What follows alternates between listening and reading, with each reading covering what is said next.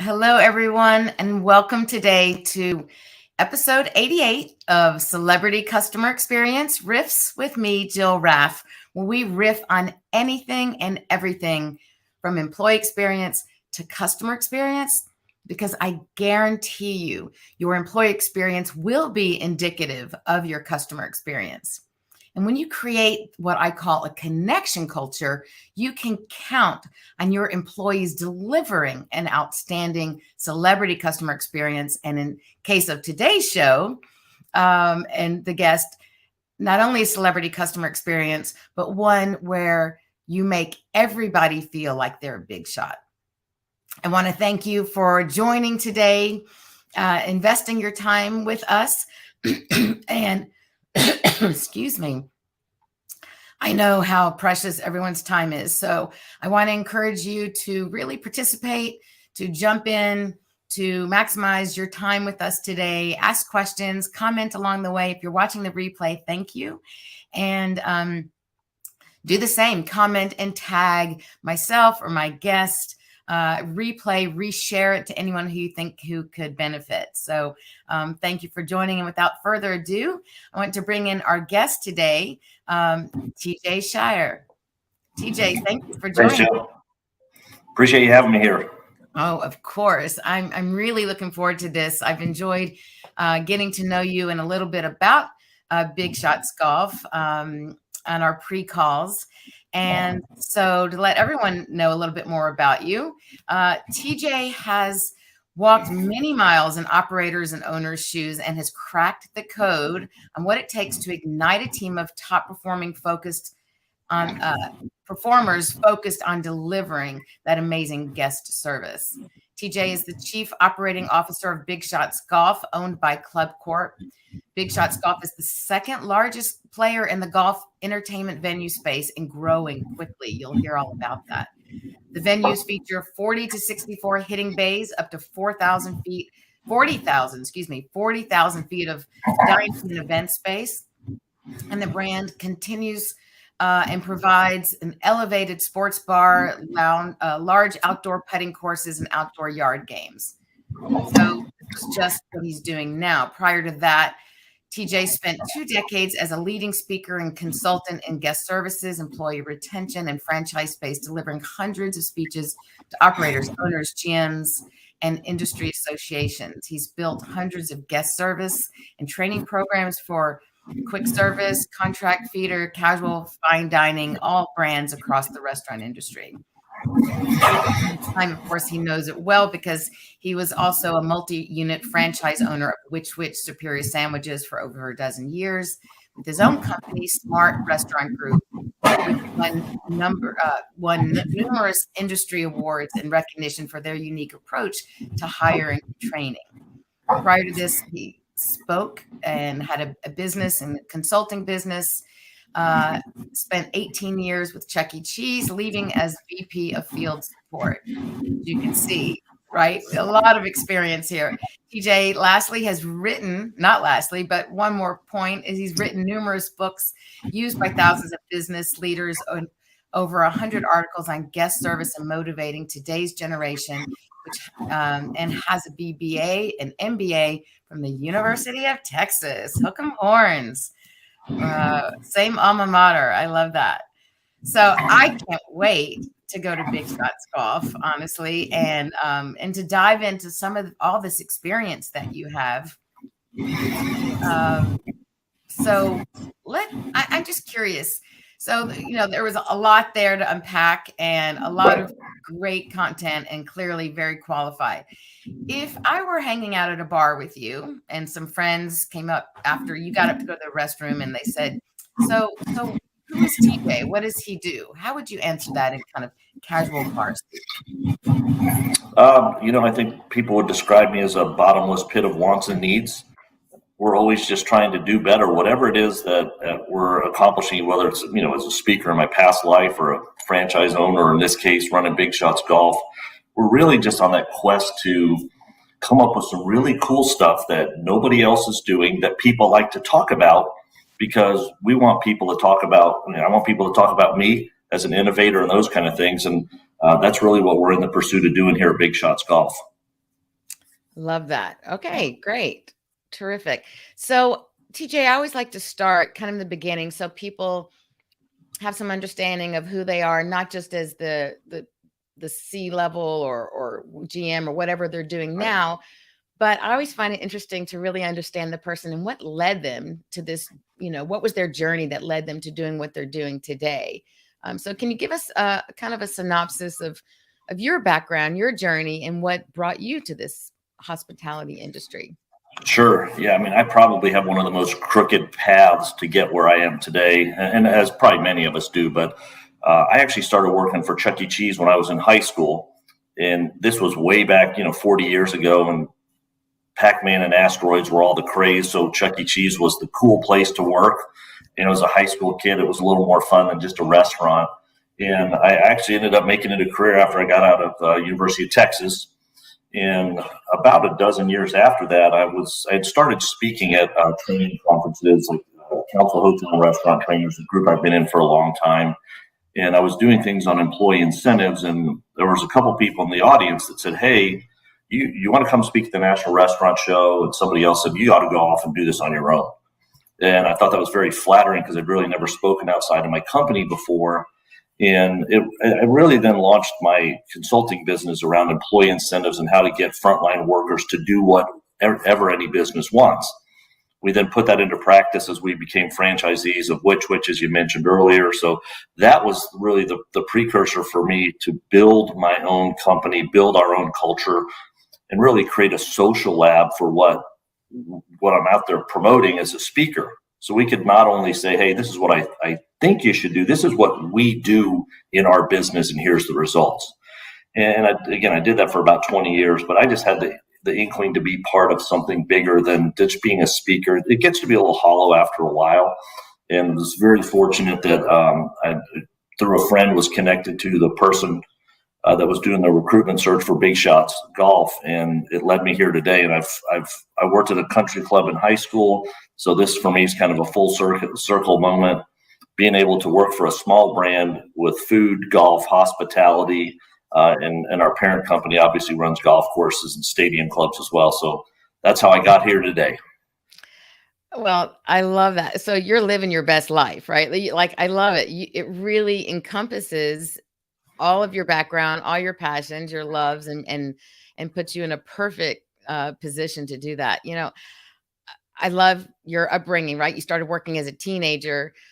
Similar, I started working as a young child because I had the fortune of my parents being McDonald's franchise owners. Right. So I worked as long as I could remember. But I think that's really important when you have that foundation and in hospitality, in serving others, in witnessing and experiencing systems to create an environment, a culture, both internally with your employees that is expressed externally to your customers and your guests.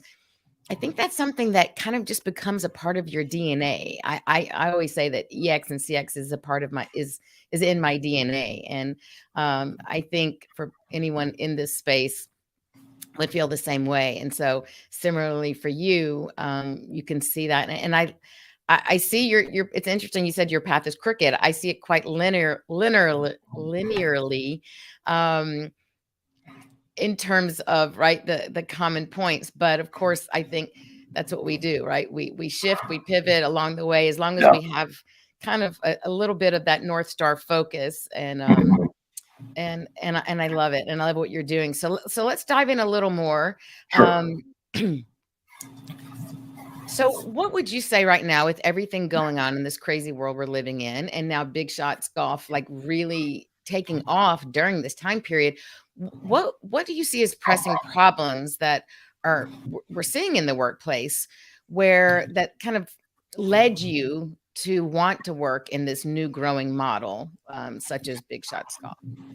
Well, I think I don't know if any of the problems really kind of drove me to go to BigShots Golf, other than this. For me, it was a dream job. It's like I love the family entertainment space from way back when I was a 16-year-old kid, because everybody that's coming to most family entertainment concepts, whatever they are, any of these social entertainment places, whether it's a dart club or putting or Main Event, Dave & Buster's, Chuck E. Cheese, all the above, Urban Airs.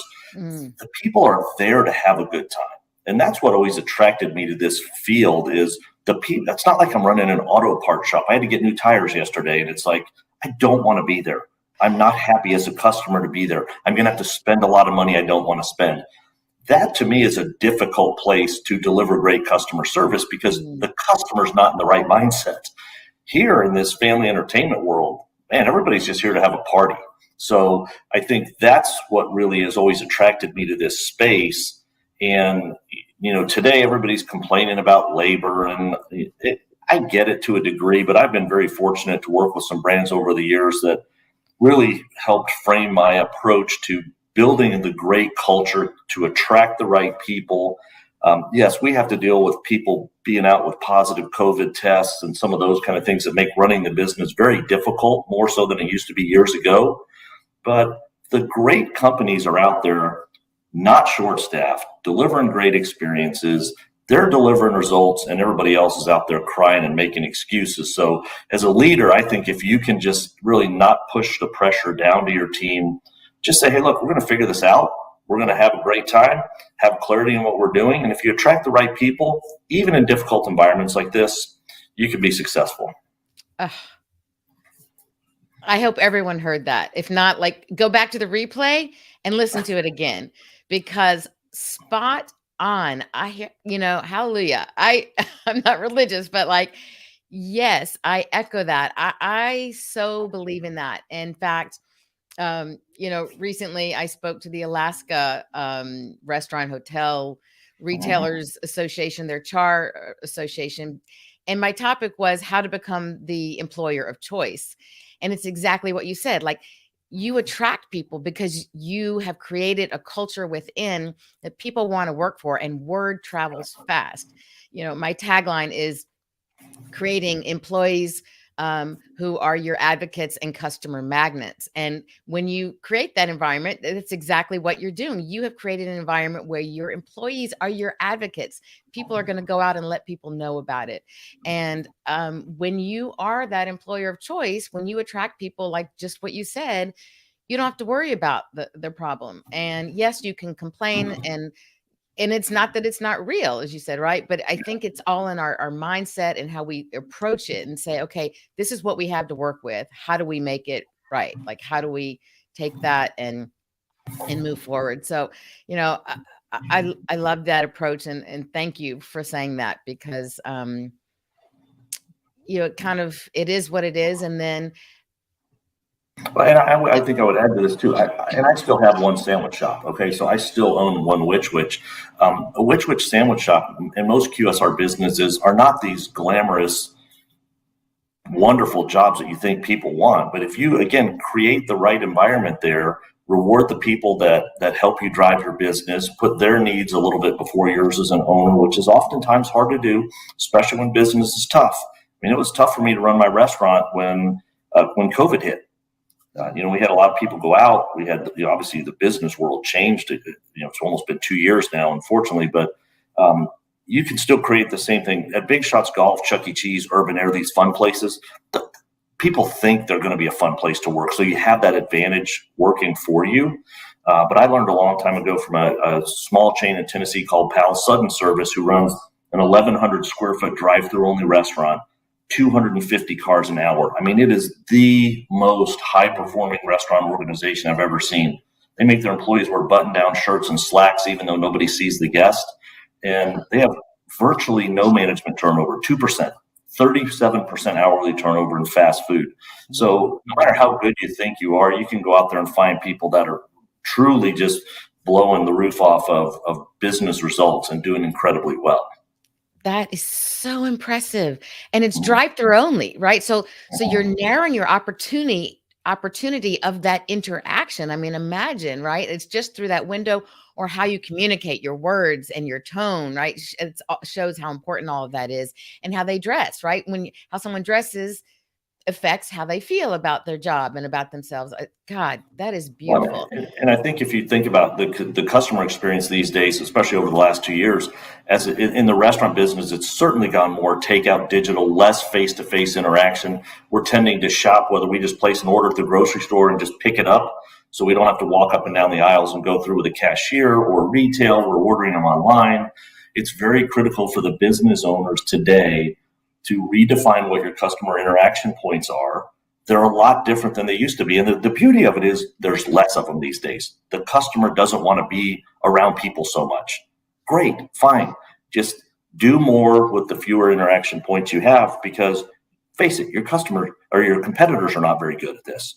All you have to do is be a little bit above average and you're going to look like a rock star. Sadly, that is very true. And we'll get to some of those points in just a minute. I just wanted to mention, when you were talking about getting your tires changed, and you're like, pretty much it's a bad experience. No one expects to have a good experience. They're going in there and you kind of forget it because don't expect it. And for me, it was like a little light bulb went on and thought, oh, that's a great challenge.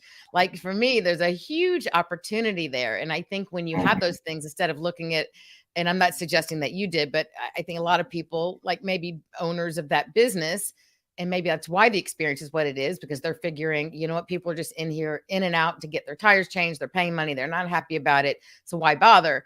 But for me, like, that is an awesome opportunity and an exciting challenge to make that into an experience, to make that into a pleasurable, fun thing, so that when people do have to get their tires changed, it's not just, oh God, here we go again, but, oh, I'm going to go to this place because this is not the same bad. And I think that's where an owner or a leader in an organization such as that, where it's more of a grudge buy for the people to be there, they have to put more focus on the experience in the facility, because now all of a sudden I can work remote from the tire place if it's got great Wi-Fi, if it's got a comfortable seat and a desk, and I'm not going to be bothered with phone calls and everything else. And hey, you know what? The car dealer had a Coke Freestyle machine in there. So I basically had free drinks, unlimited drinks, and they had some snacks there. Now all of a sudden it's just, I've relaxed. I'm not frustrated to be there anymore. I've now turned this into a positive.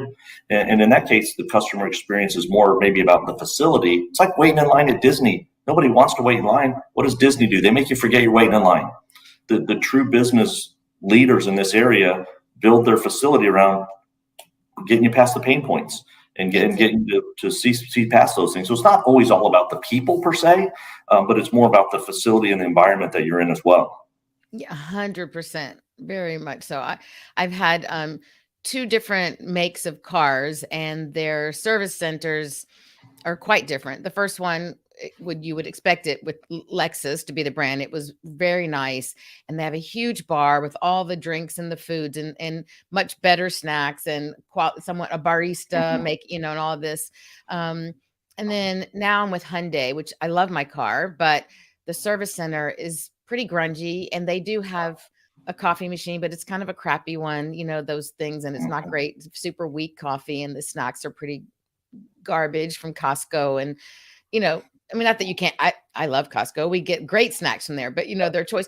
And it just feels cold and dirty. And so I think with a few tweaks, you could have a whole different image and impression. But having said that, the thing that's what you touched on, what matters, I think, to most today is, they have computers there for people who don't bring, have their own, but I bring my laptop and I can set up shop. And if it's a couple hours, then I don't care anymore because I can take care of business. But yeah, great points. So I want to move to what you talk about is your company's philosophies and training and team responsibilities. And you said to me that nothing is really new or unique what you're doing, but the truth is many companies are missing the mark, that they're not utilizing this. And I think this is really important to emphasize, because so often when I talk to people about what I'm doing, they'll say, oh yeah, well, like, that's obvious. Like, right. A lot of these things are common sense. And, what I always say is, just because it's common sense does not mean it's common practice. And that's part of the problem, is that companies are not investing in their people. They're not investing in creating systems or making sure that their value alignment today, post-pandemic. I don't mean that we're over it, but post the start of pandemic, with the paradigm shift that's happened, to really then not only implement these, but to create systems around those value points that they've had to redefine, as we talked about, to really live into them. So let's go through some of yours, because I Sure. think you are just really spot on and you're doing brilliant things, and I love it. So one of the things that you mentioned is creating your own brand story, that every great brand needs an original story, a hero, a villain. Tell us a little bit about that. Well, yeah, I built training programs for companies for a long time, and people would hire me to build their guest service programs, and I was like, "What's your story? What's the why? Why should an employee care about this?" And most brands don't have that, so there's really nothing to anchor everything you're building around for your culture, whether it's for your team or your guests. So, as an example, when we built our own Which franchise locations, they didn't really have that defined. It was a very small brand at the time. And we created a simple mantra: make the guests say, wow. Very simple. That was kind of our true North Star. Everything we did was around that. Should I take this coupon that's from another franchisee? What's our mantra? Make the guests say, wow. Simple. Take it. Don't even ask me. So we built everything around that. When we got here to BigShots, BigShots kind of has a connotation, and especially in the middle school, it's the star football player, the cheerleader. It kind of has a negative connotation. So we built a brand story around what it meant to feel like a big shot. BigShots is a feeling. And so when we did that, we created our tagline for the guest: here, everyone's a big shot. Now, when we build our team member orientation and our training, it's very simple.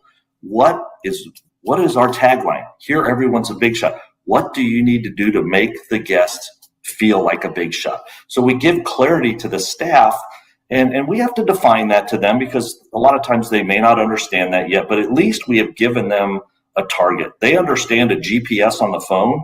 I'm here and I want to get to here, and the GPS will get them there. We're the GPS, but we have to put the end destination in place. So we created that: here, everyone's a big shot, as the tagline for the guest. But then internally, we created a mantra. I worked with a gentleman a long time ago named John DeJulius, who's one of the leading customer experience consultants and speakers out there. And he says, you need to have that mantra. Ritz-Carlton's is ladies and gentlemen serving ladies and gentlemen. Okay. That doesn't work for our brand, but we created one that is very simple, and it's be the unexpected. And it doesn't really make sense for most other brands, but when somebody comes into our venue, because we're the small guy, we're the number 2 player, they've been to the number 1 place by and large for that large golf entertainment center, and they're a great company, and they paved the runway for all of us to be in this space, but they don't expect our food, they don't expect our technology, they don't expect our service. And so we really rally the team internally around a mantra. In our case, it's be the unexpected. So when somebody says, well, how do I deliver good service? It's like, okay, well, look at that guest over there. What do you notice about them? Well, they're carrying presents. Okay, great. What could you do that's unexpected for them? Or that guest, their name. What could you do that is unexpected for them? Recognize their name, use their name, introduce somebody else to them, make them feel important. And so that's how we build systems around that, those two, the tagline and the mantra. And then we just create some, I call them pillars. It may be, in our case, opportunities to deliver above and beyond. In a hospitality environment, you have to be 100% accurate, and you have to be very, very quick. Those are pillars of what the guest expects from their experience. So you customize that to your brand, no matter if you're a tire repair place or a restaurant. 100%. Yeah, I love that. And I think one of the key, everything you said is so spot on. There's so many great golden nuggets here.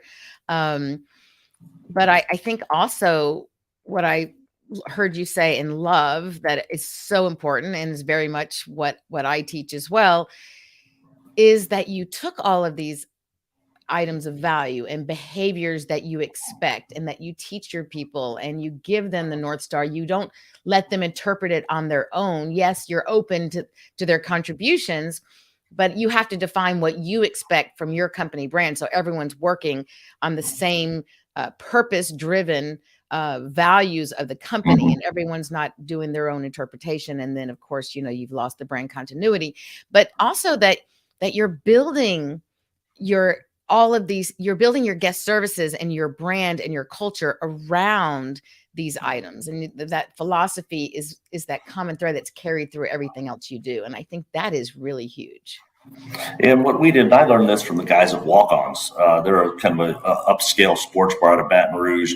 They have the founder created this brand out of a story, so he tells everybody the story. We had to create ours because we didn't found this brand; we bought it from somebody else. But we had to create the story and get the team members to understand. Do you remember what it was like when you were a little kid and you saw your big brother or your big sister? They were such a big shot. How did it feel? Or when you got that first day of school, you were kind of nervous, but then you got in there and all of a sudden, it's that feeling. We had to create our own story. Most brands will probably have to do that. But then what we do to really kind of get the team members to understand this is their first hour that they work for us, they literally come in and they are a guest. We walk them right into the tee box. We take care of them. We feed them. We let them play our games. We treat them exactly like a guest, because now everything that we do from that point forward after their first hour working for us is to teach them how to deliver the feeling that they just felt. Yeah. And we took it the step further, again, using the Be the Unexpected mantra. That's our internal for the guest, but it's our internal mantra for the team. When somebody comes to work for us, they don't expect to get usually the first hour of working is you either get thrown into your job where you have to sit down in front of a computer or sit in some boring class that they call orientation. We're doing orientation, but we're doing it at a higher level here. And then we walk through all the unexpected things that we do for our team. We do daily pay. We have a employee loyalty program. We give them free golf during the week because, again, we have some opportunities to provide some benefits that others don't. But again, we're delivering an unexpected team member experience because you said this in the intro. They're very, very connected. The team member is never going to take care of a guest better than they're taken care of by their company. And so that's really what we're trying to do is put what you've said into practice. Yeah, the employee experience and customer experience are intrinsically connected. And it's interesting. I also am on various podcasts as a guest myself, and people often ask, well, in a company, in an organization, should they have different people in charge, or is it just lumped in one, or how do you treat that? And I'm like, in my mind, it's impossible. You cannot have one without the other. Which is why my brand is EX to CX, because they are completely intertwined. So I love that because I totally believe in role playing and that experience when Maya Angelou, right? Like you remember how someone made you feel, and you do that right up front, and that's what people can replicate. Sometimes it really is that nonverbal communication. It's that experience. And when they have this experiential experience going through it, and that's often easier to replicate because sometimes the words don't land with certain people depending upon personality types and all those things. So I think that's really great. And that you've built your training specifically around the skills that they need to deliver your tagline. Again, always coming back to and tying into your mantra, your tagline, so that people are living that day in, day out. And I think the problem is so often they'll go through the original onboarding and they'll say, this is what we're about. If they even have that, hopefully they have, right? This is our mission, our vision, our values, et cetera, et cetera. And then they get thrown into the task-oriented part of the job, the skills training. And then they never hear anything again about what those values are or how the system is often not established in such a way that it becomes very evident, like the Ritz-Carlton, as you mentioned as well. And that's where, in my case, we have multiple units and we're going to grow. We have 5 units open right now. They're very, very, very large facilities, do multi-million dollars. I've got all kinds of employees from culinary to maintenance, grounds crews, servers, hosts, welcome. We have 150, 180 people working in some of our venues. I can't be there all the time.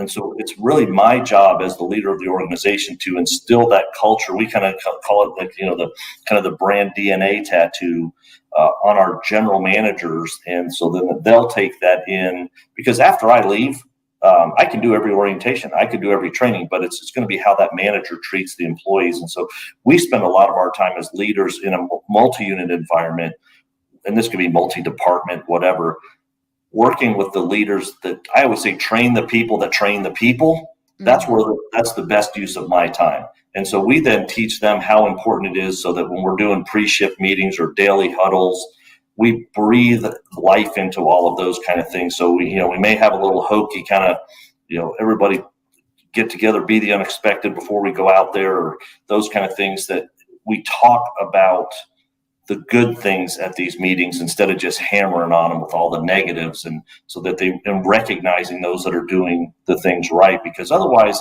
like you said earlier, it'll just go away and they'll just think it's lip service and, a piece of paper or something on the wall that doesn't mean anything.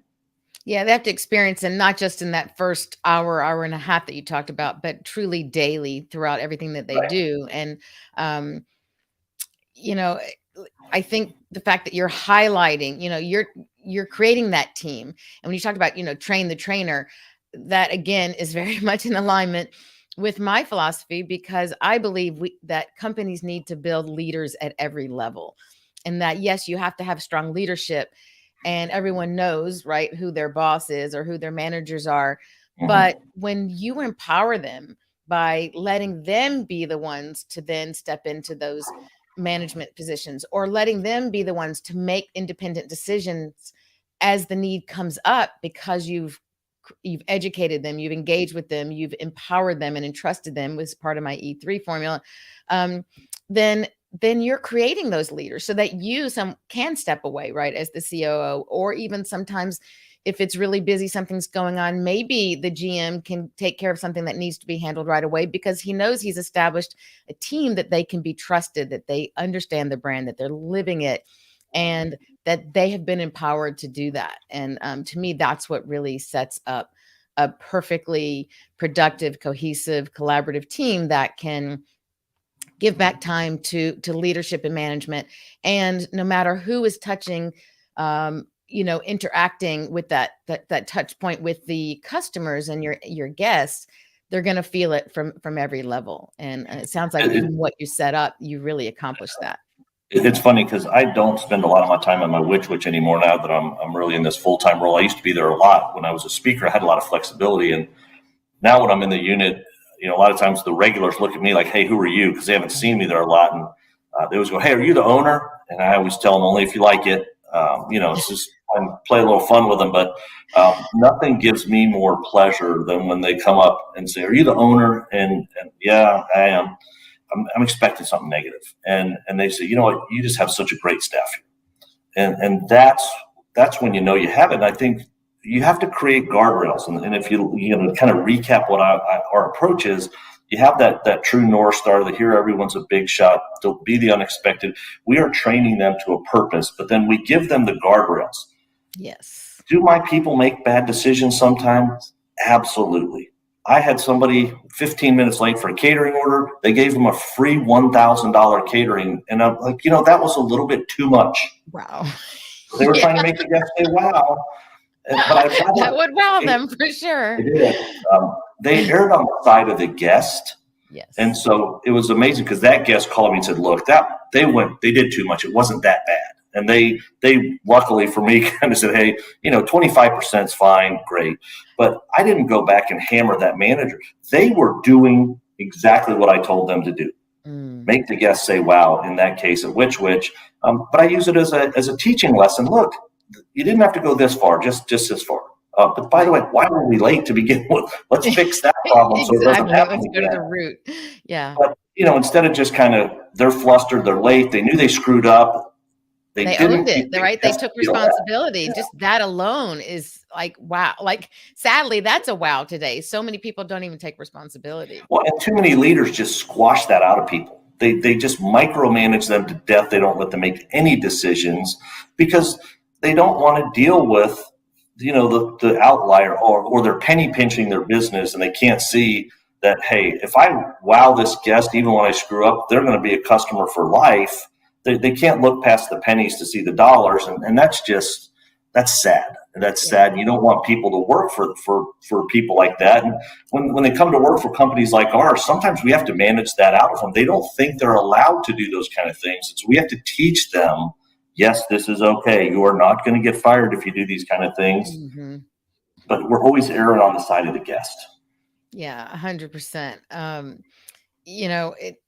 I always say it's not when you mess up, because we will mess up like that. Just count on that. We're human, but it's how you repair it, right? It's what you do and how you change that. And it's a great story. I love that. And, at the end of the day, it falls at the foundation of my inside out framework is this E3 formula, where it is exactly what you were talking about, is educate. I believe we need to educate our people, not just train them. So we're educating them, engaging with them, so they start to see side by side what you want from your brand and how to behave, and that you're not going to get your hand slapped. And then ultimately entrust them. And yes, according to your guardrails, as you said, to what your guidelines are for your company, but then give them those free reins. Like, you've got to show them to trust them, for them to flourish, and for them to feel ownership. And take that. And when you get them feeling ownership, that's when they're committed to your brand and they're loyal to your brand. Well, I think the last thing owners I would recommend doing, and we're doing this right now because we just opened the venue, and our managers have a ton to do. But I go through every survey that we get back, every review that we post online. And you know what? I just fall on the sword.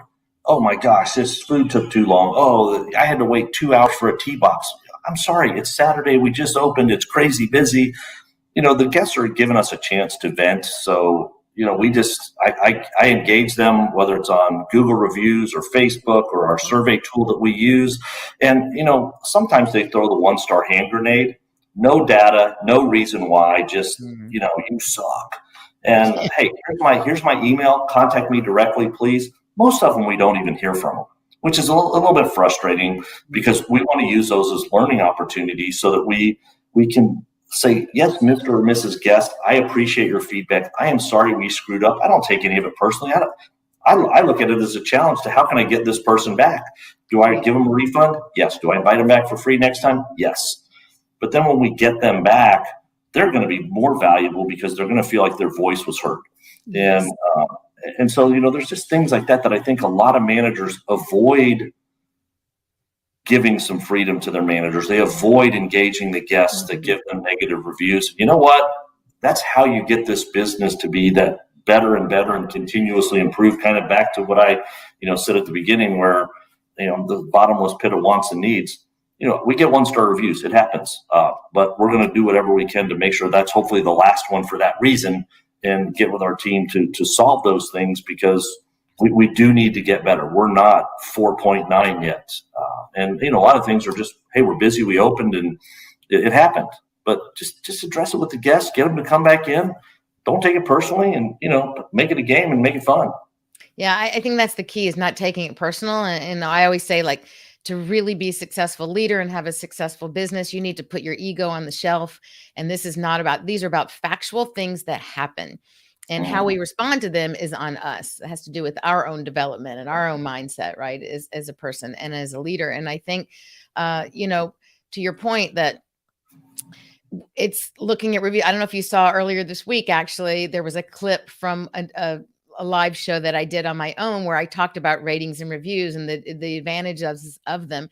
And in fact, it's our negative reviews, not the positive ones, that give us the greatest source of information to improve our company.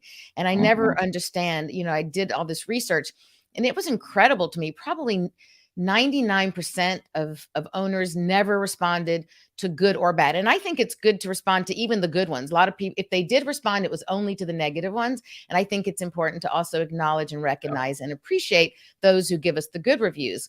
Certainly, you need to solve the problems and come to a resolution on the negative ones. But it's a huge opportunity that otherwise that person's gone from your premises. You'll never have a chance to connect with them again. And here they've given you a touch point to reach out to them and engage them further, to keep them as a repeat customer. And when you show them how much you value them, then their voice is going to be even bigger, because they're going to tell everyone, I had this terrible experience, but look what happened. They really cared. They heard, they listened to me. And it's such a simple thing to do. And I know managers and owners and, leadership is swamped. And I hear people say all the time, well, it's just one more thing I don't have time to do. Hire someone. That's something that's easy to do, to train someone on how you want them to respond. And if they have a question, they can tap you on that. But, make time to respond, to engage with your customers when they've taken the time to do so. And most people look online first. It's in the 90s percentile.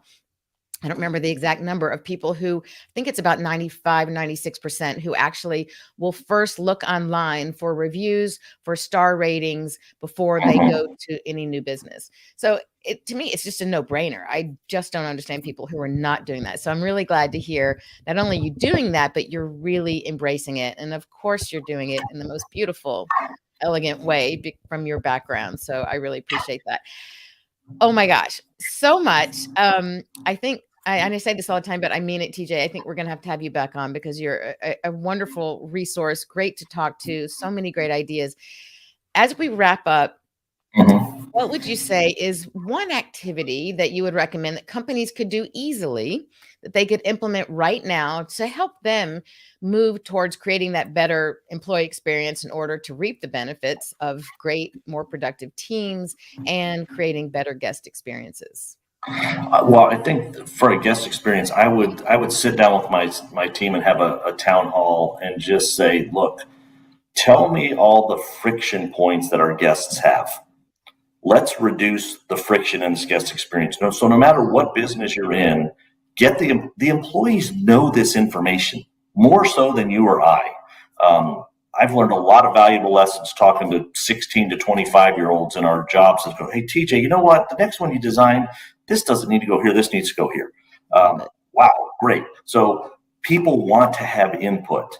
You then are going to learn as a leader to start listening to your team and getting their input, and then just start using that as your springboard to start recognizing people, rewarding people, and watch what happens when you listen to them, because their good idea is better than your great idea. That's a quote from some president a long time ago. I can't remember who it was, but the point is, if they come up with the idea, they're not going to argue with it. They always fight the managers because it's the manager's idea, not their idea. So let the employees help you solve the guest friction problems, and then use that as your springboard to learn how to deal with your employees in a little more positive way and value those ones that are helping you with your business. Brilliant. Absolutely spot on. And why would you not? Like, your employees are your front line. They're the ones that are engaging face to face to your customers. They are your gold mine of resources and information, and they're creative, right? This new generation, they think differently than a lot of times than the leadership does. I mean, that diversity of thought and their touch points with the customers is enormous. And you couldn't pay enough money for that, right? And these are your internal people.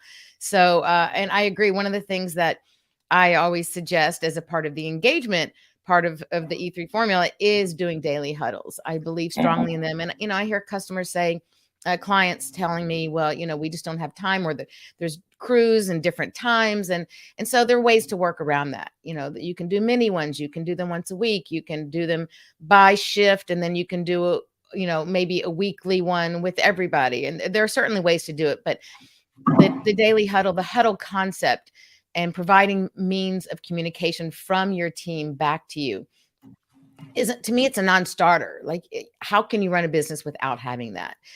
So definitely a great takeaway, a great point. Thank you for bringing that up. So let's see. Marcia Rapp joins us and says, so true about all the things that we're talking about. So, thank you for that. And for anyone who's joined, I always find later people watch and then they don't tell me that, like, I don't know they're there watching, but they're taking great things away. And I know that everyone has a ton to take away from today's show. And TJ, you're terrific. So many great ideas. Thank you so much for all that you're doing. Yeah. And really excited to watch the growth this year and years coming forward as BigShots Golf really makes its own way in this market, which is a niche market, and there's huge room for growth, especially now. It's outside. We're craving that interaction. It's that social environment. I think the market is ripe for all of that. And with your leadership, I know that they will do big things for sure. So well, I appreciate you having me on. Oh, it's my pleasure. We'll do it again. And thank you for joining us. And I appreciate it. Thank you. All right. Oops. So, wow. Right? Like, wow. And he said once everyone should say, wow, right? Your guest should say, wow, wow. There's so much good going on there. There's so many good points. I hope everyone really, there's so much to learn. Go back, watch the replay, and take notes, because if you implemented even one of these ideas and philosophies that TJ and I talked about, you will see change in your business. Without a doubt, you will see change in your business. So I encourage you to do that. And if you feel like this resonated with you and that your organization really wants to also lead by starting from the inside out from your employees out to your guests, to your end customers, to enjoy the benefits of investing in your people, running your organization according to these values, as we talked about today, then please reach out. Feel free to connect with me here, and I would love to speak with you. Go to on my website, jillraff.com. It's on the screen as well. You will see at the top button, it says, "Hi, Jill. How can you help me?" Click on that. And there's a fun little interactive way of you telling me about yourself and your business. And so I look forward to hearing more about your business as well. And I did want to put up here as well, forgot to do that for TJ. You can reach out to him through his LinkedIn channel. And that's up on the screen now too. And it's TJ Shier. It's his name is his LinkedIn page. So go check that out as well. A great conversation today. More great conversations coming up. And next week, it will be just me speaking, a solo show, but we're going to talk a lot about really just what the heck is EX anyway. It's a relatively new term, surprisingly, but I want to just dive into that so that people really start to understand and help educate the market and people to understand EX. People are used to UX, right, from the computer software world. And CX is becoming, and it should be well known, as customer experience. But I believe strongly, as my brand is EX to CX, that we have to start with EX, employee experience. And that means educating people more on what that means. So join me next week for that. Same time, same place, LinkedIn, Facebook, and YouTube, 12 o'clock on Thursday. And I look forward to seeing you there. And again, thanks for joining today. I hope that, and take that off there. I hope that you really enjoyed today and that you will put some of that to work. I'm sure it'll help you. And from me till next time, go out and make great experiences.